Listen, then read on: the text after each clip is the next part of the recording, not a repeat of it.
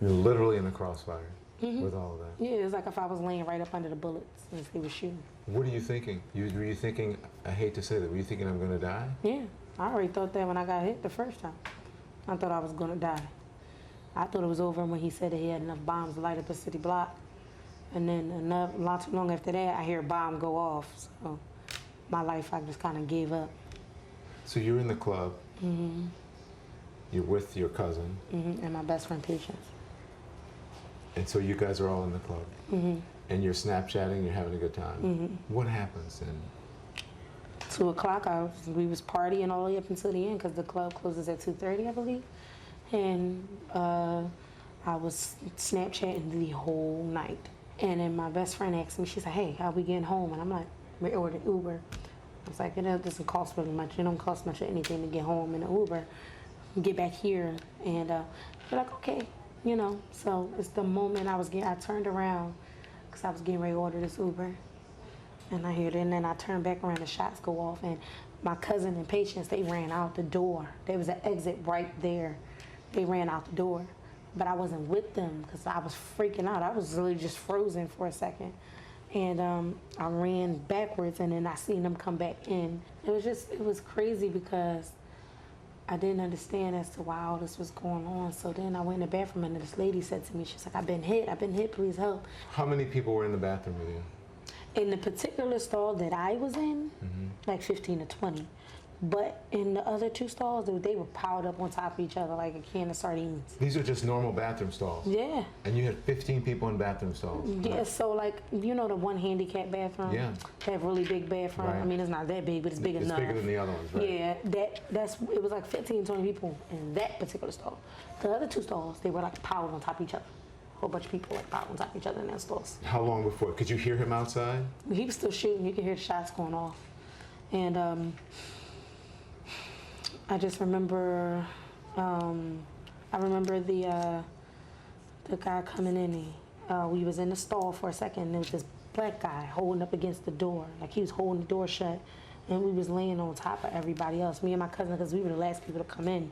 So Patience is here, I'm here, and this is Akira behind me, and that's the bathroom stall right there, and the guy is holding the door shut, and you just hear the shooter come in, and he said, the D word, and said, my gun's jammed.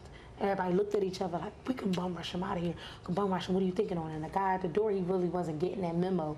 So but when he did hear us say that, he tried to open the door, but by the time he did that, the shooter came in with the handgun, because we didn't even know he had 2 guns.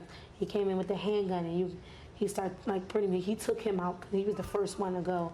But me, my cousin, and Patience, because we were laying on top of everybody, we were the first people, you see. So we took the first set of bullets that came in the stall, and then by that time he must have ran out of bullets at that point, and we were able to get up and slam the door shut, and he tried to push the door again, but he must have realized he wasn't getting past us because we had the door shut. At some point we started to like just give out, like our bodies just started giving in because we were hit, everybody was injured. You know, my cousin was pleading with him, trying to bargain with him, trying to tell him everything, like, you know, and he's like, you know, he wasn't responding right back to her, but she was. What was he saying? So he didn't say anything, but my cousin was more so like. Which cousin? Akira, this was the one that passed. What was Akira saying? She was saying, like, you know, please, like, we've been hit, please stop being weird, like, we're okay, like, we're hurt, please don't, please, just leave us, and like, she was just pretty much begging and pleading with him.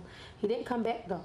My cousin, she was calling and texting, we was texting her aunt, my aunt, and she was calling, and we was on the phone with the cops. I took the phone from her at some point and was just like, can y'all please come on? But at this point, you can hear that I'm losing myself, because I'm just like, I'm about to go, like, and I was more so settled with that, because I didn't know what to do, and nothing else I could do. And then my cousin, she just like, you know, we had like the system that my aunt was talking about, you know, the Morse code thing when they was doing the phone taps. That's kind of what we was doing, was tapping each other's legs. And we just kept tapping each other, and every time we see a hand go up, or my cousin will scratch me or something, she'll scratch me back, she'll tap me back real fast or something like that. Like either way, she was communicating with me. Were you communicating with Akira all the way to the end? All the way to the end. Was she still, do She you was think still she was still alive, conscious, still yep. conscious? Yep. To the end? Yep. When the shooter finally came back in, like when he came, like came back into the bathroom, because I don't know if I couldn't tell if he left out or not, but when he came back in, that's when the cops got on the horn after they blew down the 2 doors. He kind of came into the stall with us. He didn't shoot nobody just yet, but he when the cops blew down the bathroom door, you heard him say, "Hey, you." And whoever looked up at him on that side of the room, he shot 3 more shots and killed whomever. And my cousin, I felt her body get heavy on me way before that happened. But I was thinking maybe she just was like, all right. But I was tapping her and she wasn't responding right back. But when I grabbed her hand, I just dug, because these nails are long, and I just dug down. And I just, and she was able to clinch me back a little bit. I'm like, all right, she's still breathing. And then after that, that's when they went to the gun war and they took him out. And then that's when they, after that, they knocked the other side of the bathroom in, and that's when the porcelain came down. I can only imagine that you're still in shock, because I can't relate to any of that. This is something where you are screaming and then you wake up and go, "Whew, I'm so happy that was it." Yeah, that's what I was thinking that was going to happen last night, the night of the shootout. I just was going to go to sleep and go, "Oh, Lord," but that's not the case. I was in the hospital bed where I was at, and I wounded, all beat up, and I couldn't believe it. I was actually very, I'm in shock, but I don't think I'm in as much shock as I was as if it was the night of.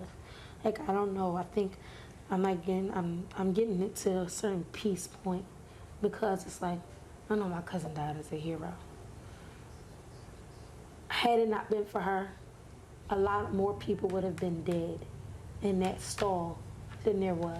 Why is that? Because had it not been for her being on the phone with the cops as long as she did and giving all the details she could, and me and her and this guy pinning up against the door, holding the door shut, us communicating back and forth with different people, us getting into our Morse code type of thing and making sure we were staying alive. I couldn't imagine. I think we all be gone. What do you want people to know about your cousin? I couldn't ask for nothing any better. That was my baby.